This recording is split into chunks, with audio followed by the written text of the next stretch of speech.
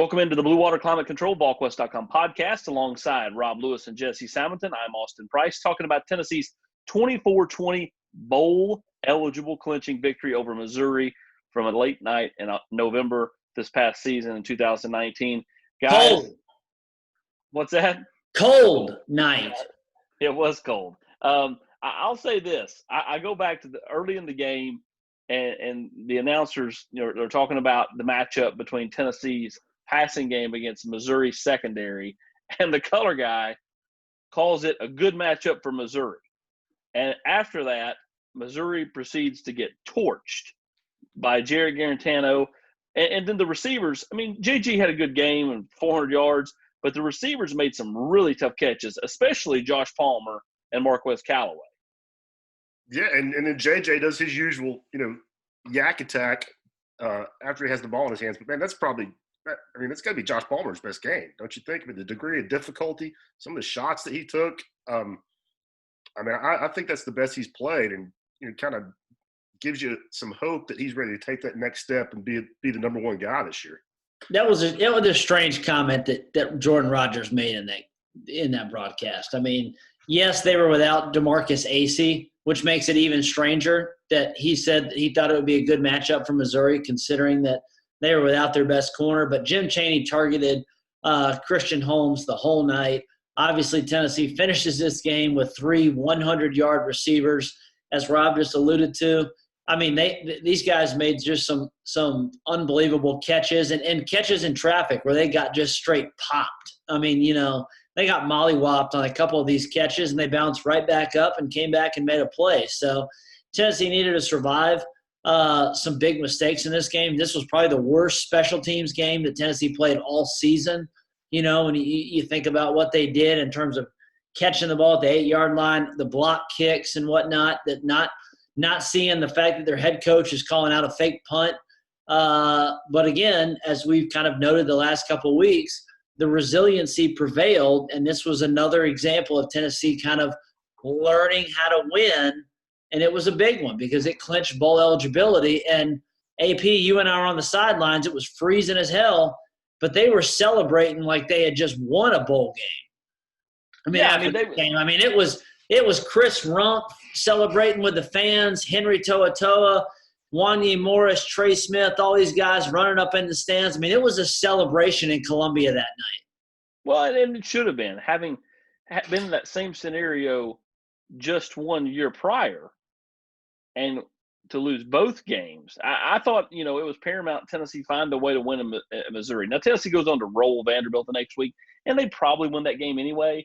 But seeds of doubt maybe creep in if Tennessee doesn't win in Missouri because – you just don't want to have, that deja vu feeling happening again. So Tennessee takes care of business. Now, again, you're right. You look back, 400 yards passing, they score 24 points. It went 24-20 and had to get a stand, not really a stand. They just had to hold them. They didn't even cross midfield there at the end of the game. But the point is Missouri still had the ball with a chance to go win it there at the end.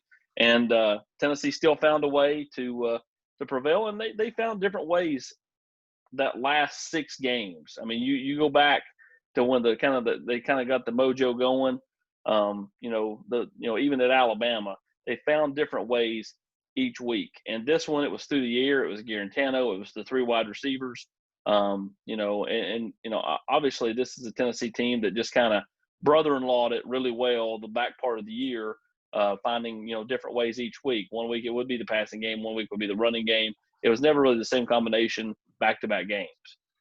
Man, I thought this was really, just looked like a team that believed in itself is, kind of what I thought. And, and you pointed out, AP, they were in the same position the previous year. But, you could just tell that they were figuring out how to win, how to do what they had to do. They forced – 3 and out on Missouri's last series of the game. And then when they have a chance to close it out, Missouri still had 3 timeouts. Tennessee, they get that first down, tough third down conversion to Jennings. And they were the receivers and JG were huge on third down all night long. They were 9 of 16 and converted, and not just 3rd and 2, 3rd and 3. They converted some 3rd and 8, 3rd and 9s, and did it on two or right prior to 2 touchdowns, which, if you settle for field goals in those situations, it completely changes the complexion of the game. And they might have been blocked. This is like JG's ultimate, like, I'm Jim Carrey, the Riddler. The enigma makes no sense. You rewatch this game, he can't throw a swing pass to save his life in this game. Every time they try to go to a running back in this game, the ball is either thrown wildly out of bounds or off the guy's hands. Makes no sense. And yet when he's throwing 20 yards down the field, for the most part, he's putting it on the money. He throws for almost 250 yards by halftime. Something prior to this game, I had to go back and check my own notes for this because I had this in my review piece, but something prior to this game, he had only done twice in his career for 60 minutes, and he does that at halftime. Palmer comes up with some ridiculous catches. Jawan on his 1 touchdown, you don't see this a lot of times. He literally breaks the same tackle twice. Like, he breaks a tackle, the guy actually has enough time to get up and try to chase him down because Jawan is zigzagging guys and tries to tackle him again and misses, and Jawan still scores a touchdown. Pretty ridiculous. This was the game, and obviously after the game, JG touches on the death threats, what happened with him and his family, his sister, all that. So there was a lot of kind of weight that carried kind of after this game.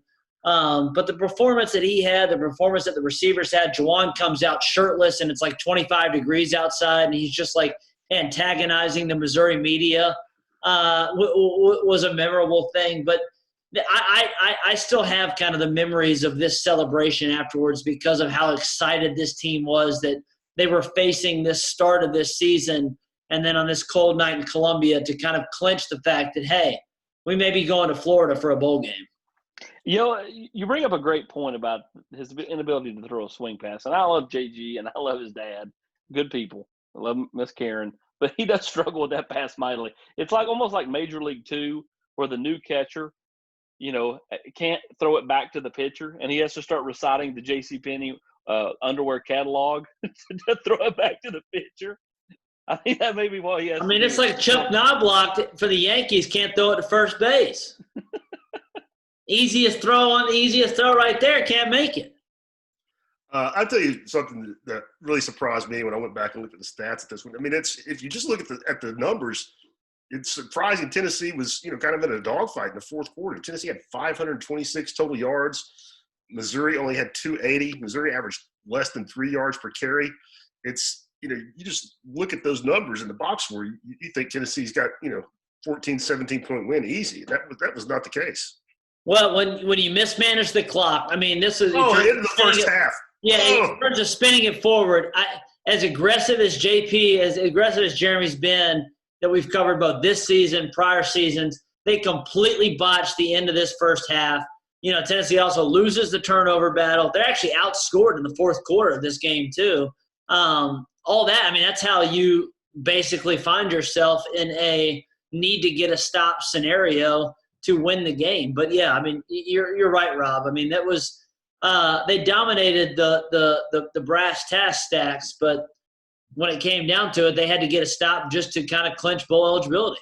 Yeah, I'm glad you mentioned the end of the first half. I'd completely forgotten that. That 50 seconds left and all 3 timeouts, and then they end up taking a timeout before first down. And then after the clock is stopped and they're resetting the chains, they pick up a first down, and then they burn their second timeout, and then they don't call a timeout when JG scrambles for a first down to give your wideouts that have just been mossing these dudes the entire first half one shot at the end zone. That last 90 seconds will not be written on Jeremy Pruitt's obituary. No, there will be no YouTube footage of him breaking that down at a coaching clinic. Oh, and you go to the post-game press conference, and he's clearly still steamed about the mistakes that you guys have just referenced throughout the portion of the game, whether it be from his coaching staff or the players. And then Cole Kublik kind of, he clearly, kind of makes him understand what they had just gotten accomplished. And so you see a little more mellow of a side there to tail into the interview. But this is I thought that as big a win as Pruitt's had, because you're getting over the hump to get to a bowl. I mean, you think that's easy, but for a bunch of kids that had kind of saw it all falling flat last year, I thought it was a big win, even though it was kind of an ugly game at times. I think it was a huge win. Missouri was not very good, but this is a Tennessee program that had been getting taken behind the woodshed by Missouri, that wasn't beaten. That wasn't, you couldn't assume was going to beat South Carolina. I thought last season, Tennessee did what they had to do. It's too early competing with Alabama and Florida's ahead of you, but you got to start climbing back up and getting past the guys that had traditionally been automatic W's. You had to get kind of get the world back in alignment in the SEC. A couple things that stand out to me upon rewatch tonight of this game, spinning it forward. One, we've touched on this throughout this series. And really it's honestly been kind of a funny deal, the continued progression of Nigel Warrior. This was another game that Nigel just had a really strong game. He makes a play that was ultimately, honestly, the difference between Missouri potentially scoring a touchdown on its opening drive or having to settle for a field goal. That those 4 points ended up being huge, with that tackle that he made in terms of the result of the game. But he was fantastic. Batuli obviously has a dozen tackles. But then, Schamberger has kind of some struggles in the fourth quarter there. But with the recent events, guys, it's notable that we're this late in the season. Eric Gray still is effectively a non-factor. He's about to become a huge factor the next 2 weeks. We know that now in hindsight, but against Vandy and then the bowl game. But this was the Tim Jordan game. They relied on Tim Jordan. He had a bad fumble in this game, but he had twice as many carries as any other guy. They relied on him in terms of pass protection. They relied on him in terms of just getting 4 or 5 yards a pop, when they needed something. And, Rob, I think that's kind of interesting when you spin it forward that clearly this coaching staff is still not, whether it's Ty Chandler, Eric Gray, whatever, they're not exactly sure with what they want to do with whoever's in the backfield there. Yeah, and, to your point, he had twice as many carries as Chandler and Gray combined in this game. Yeah. 14-7. And, made some big runs to set things up. And, yeah, you mentioned, the fumble was pretty egregious. That opened the door for Missouri after Palmer had made a great catch, right, and gotten busted up. But this is kind of eye-opening for me. He was clearly had more going on that day than Chandler did. And now we don't even know where he stands on this team, right, AP? Well, I think that going, as we tape this, on Tuesday night. To be honest with you, I thought Carlin Fields and me was going to be the odd man out this whole time. But maybe, they end up flip-flopping. Tim Jordan definitely opened the door for Jeremy Pruitt to use him as a number that he needs to get back. Now, does Jeremy Pruitt do that? We'll see. But, you're talking gun charges and marijuana charges. That's going to be something that's going to bear watching, going forward. Does he even return to campus? How does this all play out with Tim Jordan? Tennessee obviously, could always put Quavaris Crouch, or as Tom Hart called him, Couch, in the bigger back role again. They'd obviously love to see whether it be Lenneth Whitehead or T. Hodge make a move to be that bigger back and a guy that can really help in pass protection. But at the end of the day, if Ty Chandler and Eric Gray learn to pass protect much better than they did a year ago, then Tim Jordan becomes a non-factor because Tim Jordan played because they couldn't do that. I agree. It's a bad time to be a member of that running back room, and especially if you're Tim Jordan running into that kind of trouble. And Tennessee, they were better at running the ball this game, but certainly not. It felt to me like Chaney, went into this one sort of, feeling like he was going to need to throw it 40 times, which is what they ended up doing. That didn't have a lot of confidence in the ground game. It was 41 pass attempts to I got the box score. Yeah, 41 to 32 as far as the pass to run ratio, and with as little confidence as Jeremy had shown in Jarrett at times through the year. That, you know, I think that's a pretty dramatic statement about what Jim thought about the run game matchup. Yeah, and even when that, you know, Wanye got pulled for one series or dinged for one series, they threw 3 straight times when Jameer Johnson was in there. You know, I mean, they were going you know, hell on wheels and trying to make big plays down the field. I will say, I've touched on this throughout this series. One of the underlining, I think, things to watch, you know, in this coming season is who can make plays after the catch. It's no secret, you know, just how dynamic Jawan was with the ball in his hands once he got the football. In this game, he had over 100 yards receiving. 65 of those came right after he had caught the ball. I mean, that's a lot of hidden yardage that Tennessee's going to have to make up for this fall. And I think one thing I want to mention, I've actually put an asterisk on this.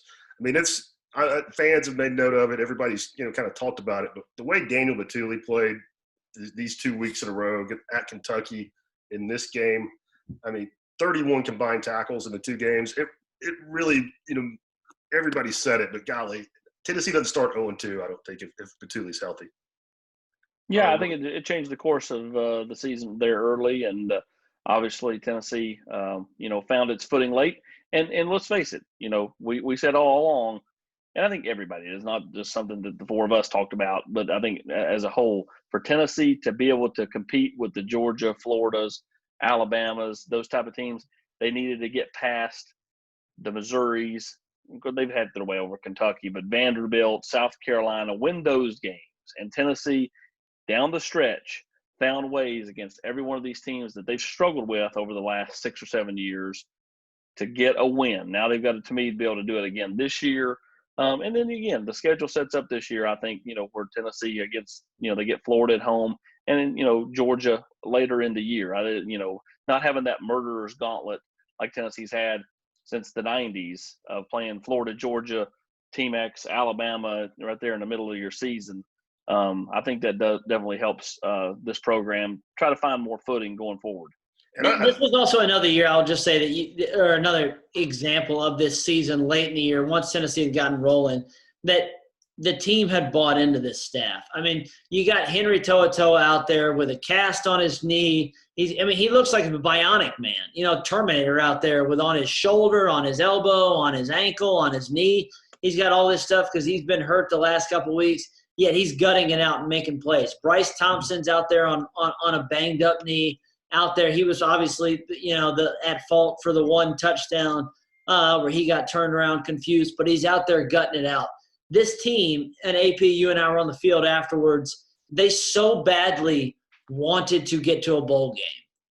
And the culmination of kind of these multiple weeks in a row, they really did celebrate after this game. And I, you know, I think they knew that they could beat, you know, that they felt pretty confident about taking Vandy, you know, to the woodshed the next week. But this was clearly like they felt like they could just kind of breathe after this game. And you could see that with the way some of these guys gutted it out and then the way they performed or then acted kind of afterwards, I thought. And my last thing, you think about the 6-game win streak, you think about getting bowl eligible, think about how close, you know, those 2 games, Kentucky and then the next week at Missouri, think about how close, you know, the margin for error was. You know, Tennessee gets a goal line stop in the 4th quarter against Kentucky. Here against Missouri, you know, Missouri has the ball with 5 minutes left and 3 timeouts in decent field position down by 4. And Tennessee got it done. I mean, that's kind of the most impressive thing is 4th quarter, they had a chance in both of those 2 games, and they found a way to make it happen. Tennessee wins it 24-20. Jesse touched on the celebration afterwards. And let's face it, nobody celebrated more than Jesse Simonton making his way back to the warm press box. The Florida kid could not handle the cold on that Missouri November night. And to quote the great Pat Summitt, toughen up, Buttercup. In East Tennessee, you'll need a reliable heating and air system designed for your home and our climate. You need a team that is trained and held to the highest of standards. You need solutions, not sales pitches. There are many heating and air companies in East Tennessee, but there is only one that you need to remember, and that's Blue Water Climate Control, veteran-owned and family-operated. When you need a new system or major repair, Blue Water isn't just going to send out a salesman. An air conditioning expert will visit your home. They'll lay out options that include repairing the system you have, replacing it with a system that's affordable, upgrading your energy efficiency, or improving your indoor air quality. Call 299-2290 or visit bluewaterclimatecontrol.com to make an appointment. Blue Water is an authorized dealer for American Standard Heating and Air Conditioning.